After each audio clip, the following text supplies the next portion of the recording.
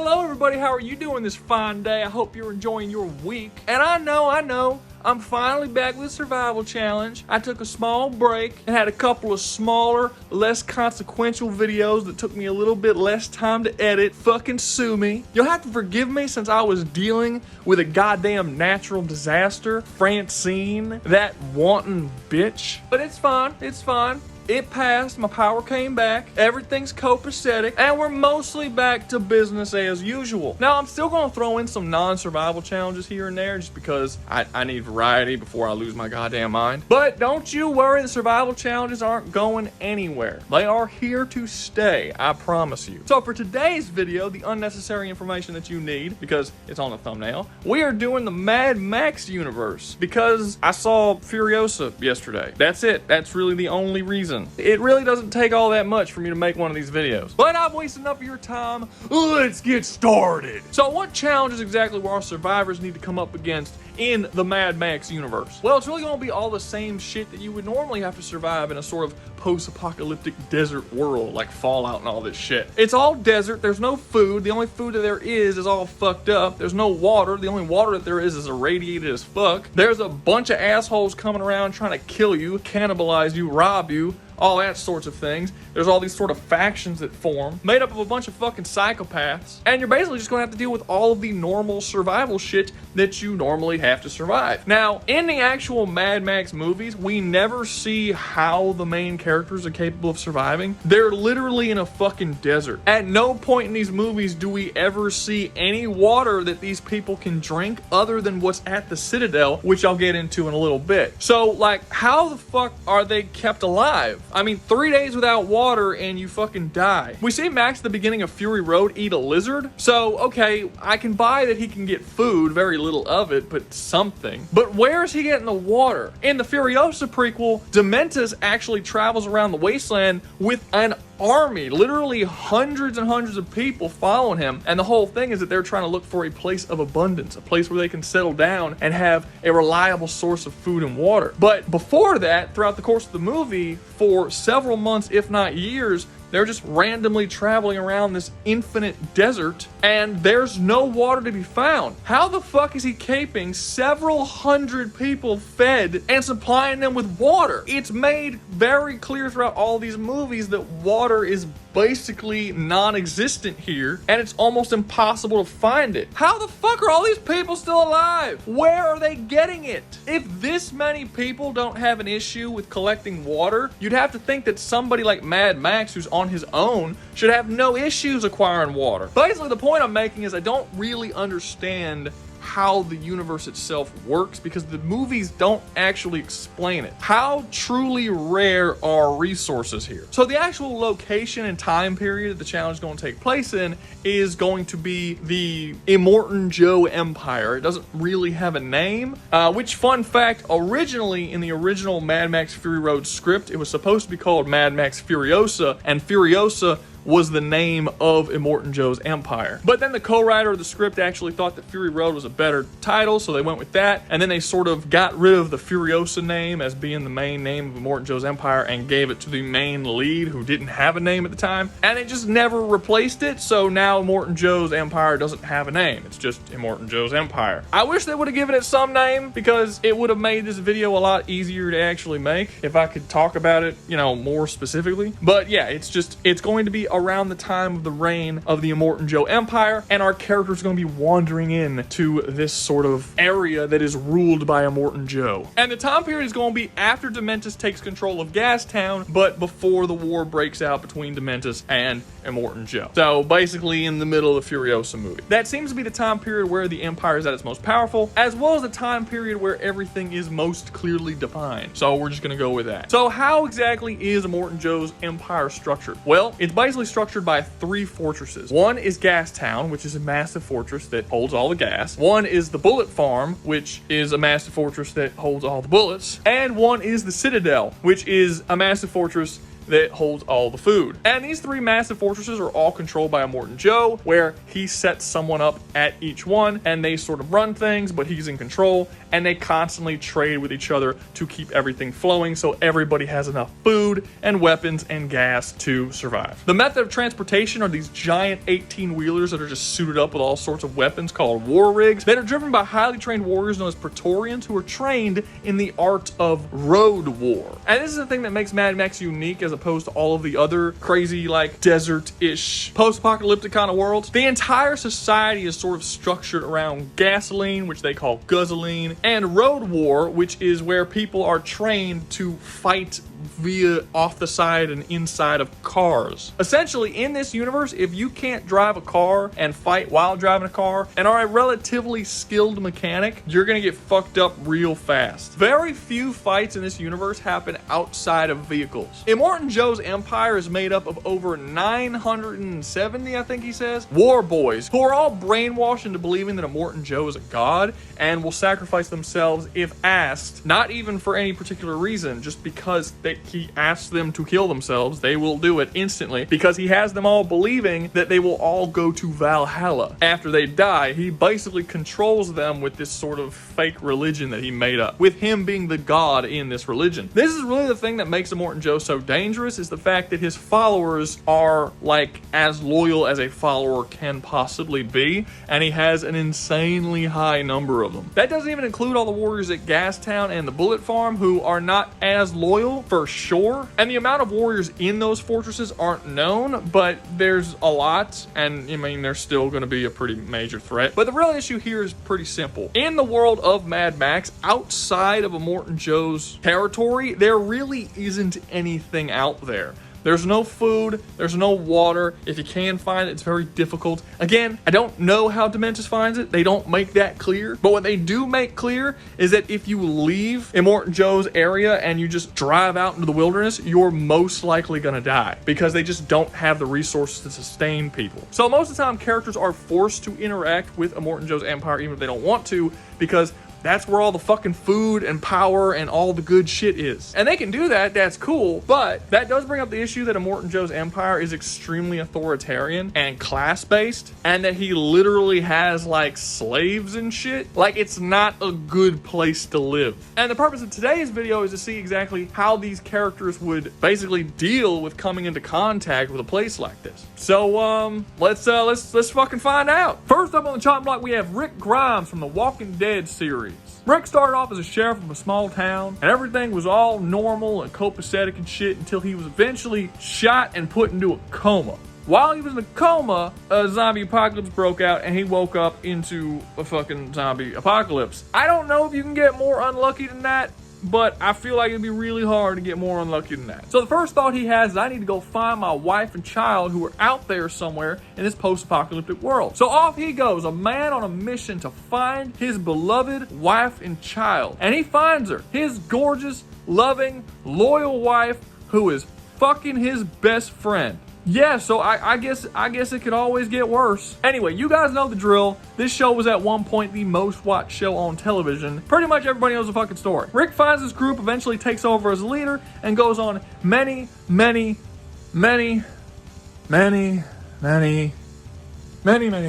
adventures of various levels of quality, but mostly not good. Rick has a variety of skills and abilities, like being able to shoot guns and killing people with melee weapons, and that's it, really. That's all his skills. I mean, you can add leadership to that, but it's not really going to be helpful here because he's just coming in by himself. And I mean, he does usually lead his people into worse shit than they were before. So can you even count that as a skill? So there's a couple of pretty obvious reasons why he's the lowest on this list and will likely do the worst in this universe. Some of those reasons are pretty obvious, and some you gotta look a little bit deeper. The obvious ones is he's just not really skilled enough to survive. I mean, he can shoot guns, but so can everybody else. And most other people are a lot better at shooting than he is. I mean, pretty much any Praetorian is a better shot than him. In terms of physical combat ability, he's like above average. Pretty much every person he fights one-on-one, he has a pretty hard struggle against them. The Walking Dead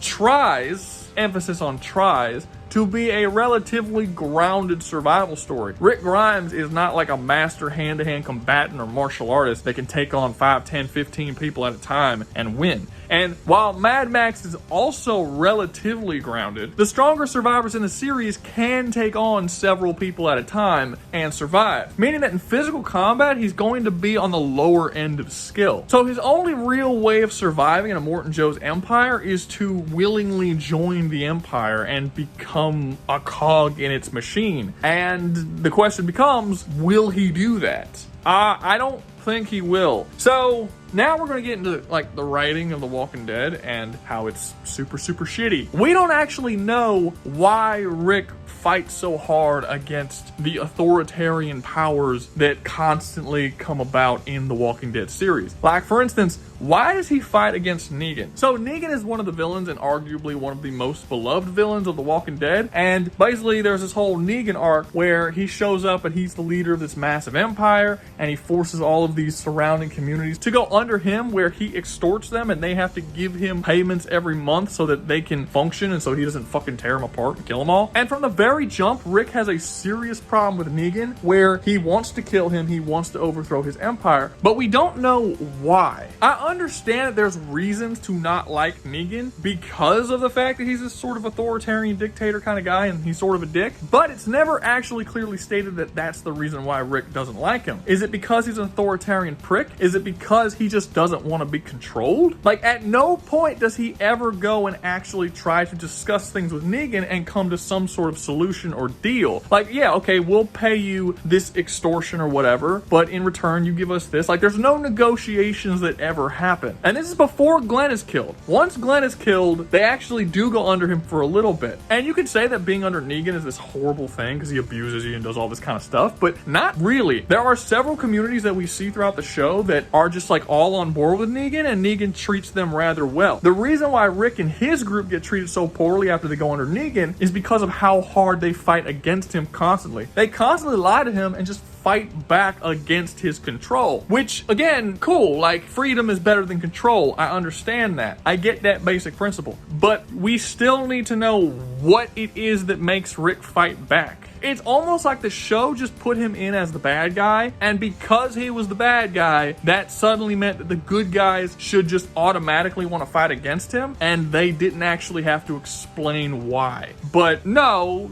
they do still have to explain why. If it was because he was a control freak and they didn't want to be controlled, that should be explained. If it's because he's a murderer, that should be explained. All this shit needed to be explained, and it wasn't. And because of that, I don't really know what it is Rick Grimes has an issue with when it comes to Negan, other than the fact that he killed Glenn. Like, once he killed Glenn, obviously the story changes at that point. So when it comes to putting him in the Mad Max world, will he serve under Immortan Joe? I mean, probably not, but I don't know why. There's a lot of people who work under Immortan Joe who are not bad people who still work under Immortan Joe because, like, it's the best option they have. Praetorian Jack is shown throughout Furiosa to be a good person. I'm not gonna say he's Jesus Christ or anything, but he's a good dude. Like, he's not evil or vicious or sadistic or anything like that. And there's quite a few decent people who serve under Immortan Joe because they just know that's how it works now. He's too powerful. He has all the resources. This is just the way it has to be. Rick Grimes in his own series, The Walking Dead, comes to a very similar situation with Negan, but he completely rejects it entirely and constantly tries to fight back, gets a lot of people killed, and again, at no point tries to work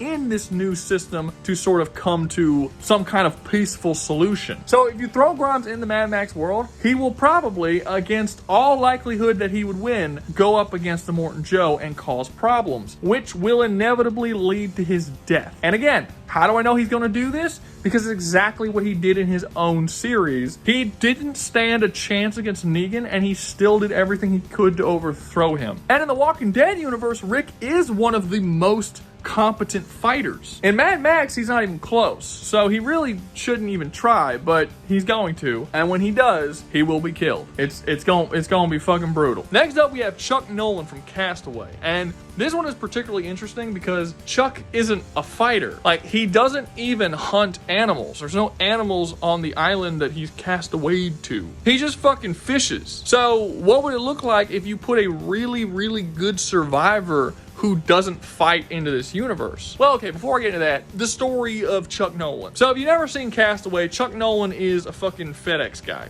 That's it. He works for FedEx. He's got some sort of manager position at FedEx. And at the beginning of the movie, he has to get on a plane and bring some shit shipping via FedEx somewhere. I don't remember where, and I don't know why he was going across. Does FedEx ship outside of the United States? I don't know. I don't know how it works. Anyway, his plane crashes and he's the only survivor, and he's trapped on a deserted island for like 4 years. And when he first gets there, he has zero survival skills. Nothing. He has no ability to survive on his own at all. And you basically just stay with him on this island throughout the movie as he kind of slowly figures out how to survive and sort of teaches himself, you know, how to survive, how to live this situation. And this is why Nolan would be above somebody like Rick Grimes. Rick Grimes would beat Nolan in a fight. He would shoot him, kill him. Yeah, like Nolan doesn't even use a gun in this movie. However, the main skill that Nolan has is going to help him here is his amazing ability to adapt to what is happening around him. He teaches himself how to make a fire. He teaches himself how to fish. He teaches himself how to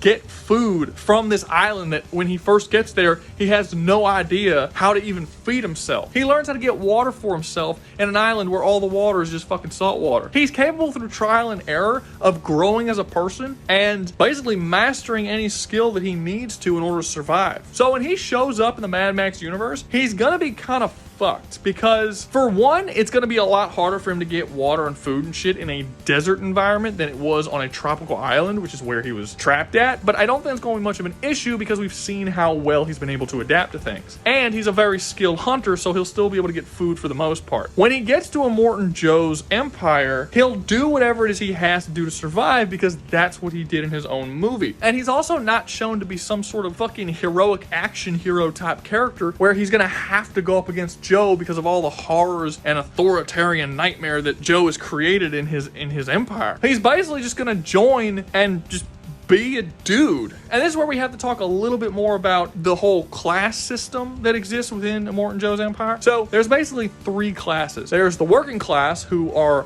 working class. They're fucking slaves. They live in underground tunnels. They get virtually no water. A lot of them are cannibals. It really fucking sucks to be them. Then above that, you have the middle class. And these people actually live relatively well. It's not like a first world country or anything, but it's okay. It's basically any person that shows to Immortan Joe or any of the higher-ups that you have some sort of skill that makes you invaluable. You enter the working class. Then above that, you have basically Immortan Joe and all of his like higher class people. And that's going to be Immortan Joe, any of his family members, any woman who you can see as a breedable person who can add to their units, essentially. There are women who are made as milkers who are literally just strapped to chairs and have their tits milked constantly so that they can then supply people with the milk from the tits. That's something that happens, and they're up in the highest fucking class. Okay. These are the very, very select few. Almost nobody gets up there. It doesn't even seem to be like any form of skill will get you there. It's just how close can you get to Immortan Joe for him to allow you to be there? So then the question becomes, where will Chuck actually go? I think he can make it up to the working class. Like I said, he's very adaptable, and despite him not having really that many skills that would really help them at the start of the series, he can absolutely teach himself the skills necessary to work his way up. And it's not like it takes a whole lot to work your way up. Furiosa, shortly after she gets there, becomes like one of the slave people, and she's able to work her way up simply by showing that she is competent at her job and fearless enough to do jobs that other people won't do. That's all it takes. And it's not that much of a stretch to think that Chuck would be in this category. Again, the dude survived on a tropical island by himself for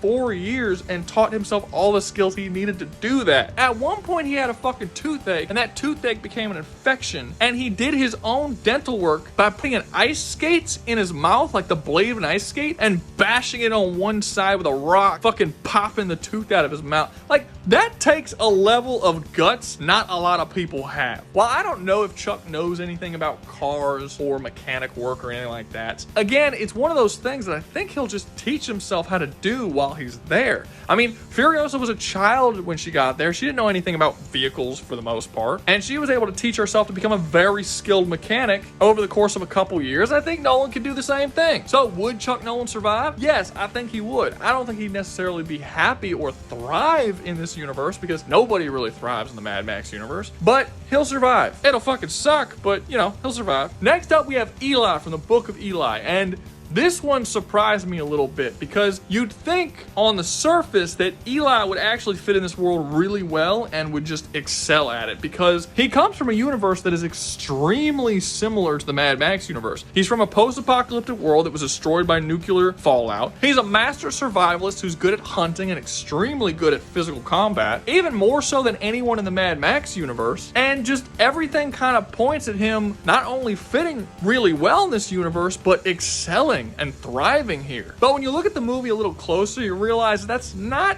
actually the case for a couple of reasons. So what's Eli's whole deal? Well, he's a man who lives in the wasteland, and the whole idea is for like 20 years straight or 30 years, I forget how much it was, he's basically been transporting this book that he carries with him and protects with all his might to transport it from one side of the country to the other side of the country. He doesn't know why he's transporting it. He just knows that it's something he has to do because he just feels like he has to do it. He doesn't let anyone get in his way. He doesn't let anyone touch the book. He just knows as if a mission from God to bring this book over to the other side of the country. And, well, you find out it kind of is a mission from God because it's a Bible. And there's a really interesting theme sort of wrapped up in this post-apocalyptic survival film, which is how the power of religion, specifically Christianity, can be used to uplift and free people, but it can also be used to enslave and control people. Once Gary Oldman realizes that Eli has a Bible on him, he desperately wants to get it from him because it's the last one in existence. All the other ones were destroyed during some kind of book burning thing that happened towards the end of the world. And he wants this book so that he can then spread that message throughout his own people and basically manipulating them into following him more religiously. He essentially wants to use it to form a cult of religiously loyal followers. And Eli's like, no, it's mine. I'm taking it somewhere. And that sort of becomes the whole theme of the movie. The movie is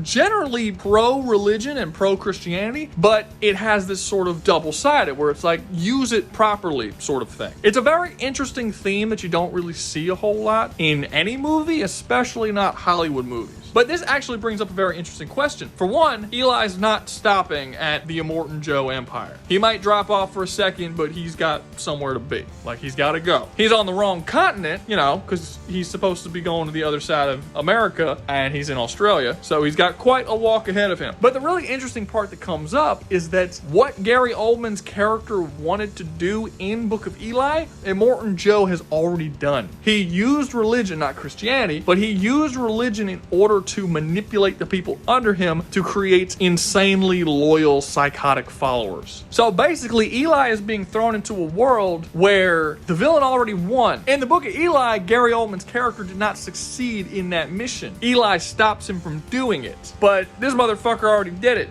So, I mean, where do you go from here? The question becomes, will Eli be able to use his sort of more pure version of religion in order to kind of change the minds of people that he comes into contact with? Like, we know that the War Boys can have their mind changed because Nux has his changed in Mad Max Fury Road. And we know that Eli can change people's hearts and minds because that's what he does with Mia Kunis's character in the Book of Eli. Like, that's a part of the theme. See, originally Eli's character doesn't really care about all these people. He just kind of wants to pass through because he has a mission to do, and that's it. Get this Bible to this location. Whatever happens on the way there is fine. But he learns throughout the course of that movie that he cannot ignore the suffering of people, and if he can help them, you know, in a sort of Christian way, in a Christian perspective on his way there, he needs to do that. It's his obligation. Just because he has to get that Bible there doesn't mean that he can suddenly act unchristian, basically. And that's sort of the character arc that he goes through. So seeing how he will interact with Immortan Joe and all of the War Boys and stuff would be very interesting to see. At least it would be if Eli wasn't destined to fucking die here, because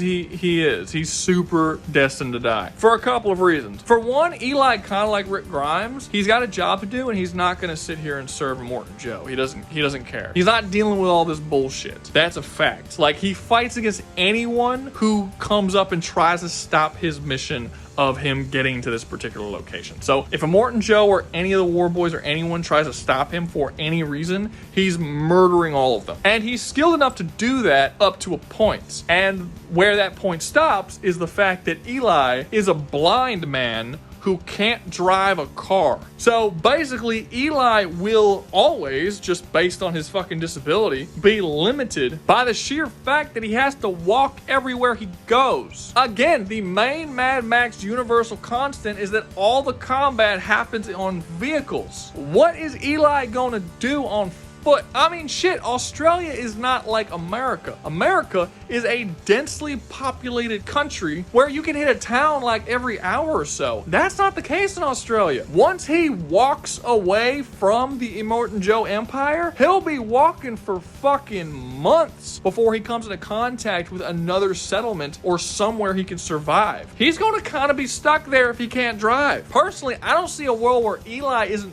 forced to engage with the Immortan Joe Empire just based off of necessity, because where the fuck is he gonna go? And then once he does, he's not gonna tolerate all the cult shit and Immortan Joe's authoritarianism and cannibalism and slavery. He's not all for that shit. And Eli is very used to, in his own world, fighting against 15, 20 guys and beating them all, whether it's with firearms or his machete or whatever. Like, he's not scared to fight against people. At no point does he ever back down from a challenge or a fight. But if anybody in Immortan Joe's people have problems with him, which they will, and it causes a fight, he won't back down. He'll cause issues, and he's kind of dead unless he can kill 970 fucking people. And if he can't, he's got to run. And if he runs, they're gonna fucking chase him down with trucks and cars and these exploding spears that they throw and all kinds of firearms. He's not going to be able to get away. And he's not going to willingly just live in the Immortan Joe Empire and try to thrive there. Which, if he did do that, he would thrive. He would be like one of the top dudes. They'd probably make him a Praetorian, or at least somebody who's on the war rig fighting on the, since he can't drive, fighting on the war rig against other people. Like, he would be their best fighter. Just as a character, he would never actually do that. So yeah, even though he's arguably the best hand-to-hand combatant here and one of the best marksmen, if not the best marksman here, he will also fucking die. Pretty much entirely because he's fucking blind. Last up, but certainly not least, we have John Rambo from Prince of Egypt 2, Jew Quest. Am I using Rambo too much in these videos? This is like my second or third time. You know what? No, I fucking like Rambo. Sue me. This is another one of these characters I feel like I shouldn't have to go over the story of. It's fucking Rambo. Everybody knows the plot of Jew Quest. Rambo was a bright-eyed young man with his whole future ahead of him, and then he decided to, well, didn't decide, he was drafted into the military to go to Vietnam, got into a bunch of fucked up shit. They tortured him, they mutilated him, they fucking killed all of his friends. Shit was bad. It was Vietnam. And then eventually he came back to the real world, you know, where things actually matter in America, and people just started treating him like shit. And it's like, fucking why, man? So just for people who might not be aware, if you're not American, my condolences. Basically, Vietnam was like fucked up. When people came back from Vietnam, everyone started treating them like shit because it was a war that nobody believed they should be a part of, and there were a bunch of protesters and assholes who couldn't fucking win a fight to save their life, who started shitting on all the soldiers who came back from Vietnam. And Jew Quest was kind of calling that out as bullshit of how they were treating people. And well, like Rambo was, we get to see how Rambo's treated when he comes back. This leads to a bunch of crazy shit where he goes to war with a local police station of a small town, and he just like wipes out a bunch of people. Although he doesn't kill people, if you haven't seen the movie. And due to what happened in Vietnam, as well as the way he was treated when he came back, he developed PTSD, and now he's just like this amazingly awesome murder god who is also suffering from all sorts of mental illnesses and shit. And that's who we're throwing in the Mad Max universe. So how's he gonna do? Well, in terms of his ability to survive, he's been able to survive in pretty much every environment that exists. We've seen him survive in jungles and deserts, wherever. So I don't think there's gonna be any issues with him being able to survive out in the wilderness. And I mean, he can fucking drive a car. There's no evidence that he's a master mechanic. However, these films did come out at a time when your average man wasn't a dumbass and was actually able to do some shit when it comes to their car, you know, not like today where everyone's fucking worthless and can't do anything. So I'll give him the benefit of the doubt and say that he probably knows how to do some shit when it comes to vehicles. However, he's not going to be like a fucking vehicular engineer that can build weapons of war like they can in Mad Max. So we'll give him like average to below average car knowledge for this particular challenge. So what happens when Rambo arrives in this world? Well, I mean, honestly, I think he's going to join Immortan Joe. So I mentioned this before, but a very common staple of Rambo movies is that he doesn't want to be bothered with the horrors that happen outside of his own purview. He just wants to live his life, man. He just wants to be left alone and do what he needs to do. But inevitably, when he says no to the call for action and to go on whatever adventure his movie requires him to go on, he starts feeling a bunch of guilt, and he knows, oh, I really need to do this because bad shit happens when I don't come out and help people. And then he comes out afterwards and then saves the day and everything's all great. Well, because of his general nature of just wanting to be left the fuck alone, he's probably just going to live in Immortan Joe's society as a relatively high regarded member because he's easily the most skilled person in his entire army in many different ways. He's a better survivalist, he's a better marksman, he's a stealth master, he's a combat master. He's just really fucking good at killing people. He's good at assassination, sabotage, and countless other things that Immortan Joe can use him for. So he's easily going to be in the working class, if not the higher up class, and he'll be well regarded and beloved within that class. He'll be just as well regarded as Furiosa was in her movies. The main problem with this is that as Rambo is in the society and he sees how the slaves are treated, or the fact that they exist at all, on top of Immortan Joe purposefully starving out people and doing all that kind of shit just for control, on top of the fact that he poses as a god to mentally fuck with people. Like, I just think that all of this stuff on top of each other is going to make it very difficult for Rambo to not do anything. Like, Rambo's only going to be able to look away from this shit and ignore it for so long until eventually he's going to fucking snap. Also, Big Pharma doesn't really exist in the Mad Max universe, so where the fuck is Rambo going to get his PTSD medication that keeps the demons at bay? Without that medication, Rambo just starts seeing visions and like going off on people. Like, the whole reason why all the shit happened in the first movie is because he had a goddamn flashback to Vietnam and attacked a bunch of cops. I mean, to be fair, they definitely started it, but are you really going to say that nobody in Immortan Joe's army of fucking psychopaths is going to start shit with Rambo? So I basically see this going one of two ways. Either one, because he wants to be left alone, he just wants to live his life, he's going to join, just to avoid the problems he would have with having to go up against an entire army. If he joins, he'll be good for a long time, maybe weeks, maybe months, maybe years, I don't know. Eventually, he's just going to get fed up of it, and he's going to go on a fucking murder spree, and he's going to start killing all of Immortan Joe's people. And now that he's actually in the Citadel already, like, one of the hardest things about like fucking with the Citadel is that nobody can get up there. It's these 3 massive rock towers. There's only one way up there, and you can't climb it. Although Rambo wasn't Cliffhanger. No.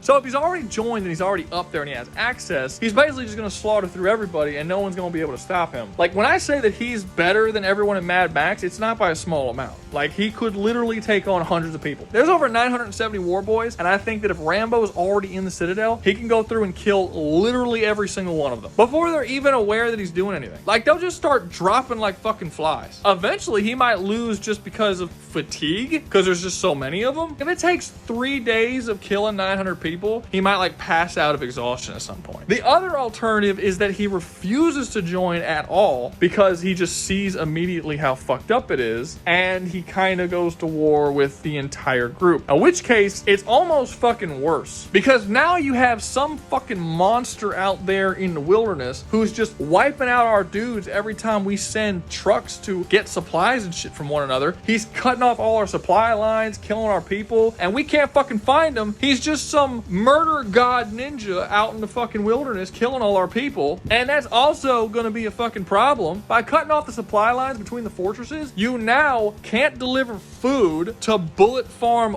or Gas Town, and you can't deliver weapons or gasoline to the Citadel. So it's going to fucking shut down. It's not going to be able to have any power delivered to it because that's what the gasoline is for. And all 3 of these fortresses are essentially going to shut down and not be able to function. He's going to use guerrilla tactics and sabotage to rip down this entire fucking empire, and he's going to be able to do it. The only part that's going to be really difficult for him is that he's not a road warrior. So in the Mad Max universe, they make a clear distinction between war and road war because it requires a particular type of skill to be good at road war, which is what they do when they have the cars and fight each other and all that kind of shit. If you're good at war, it does not necessarily mean that you're good at road war, and Rambo has never really dealt with anything close to road war. So that might be something that he's not really used to, but I don't really think it's going to be that big of an issue because I don't think he's going to be fighting people on cars. I think he's going to be setting up traps for cars and vehicles and taking them out without ever actually getting into a car himself. Like possibly building some kind of explosive device, which he's capable of doing, or traps. And then when the supply lines start coming, they'll hit the trap, boom,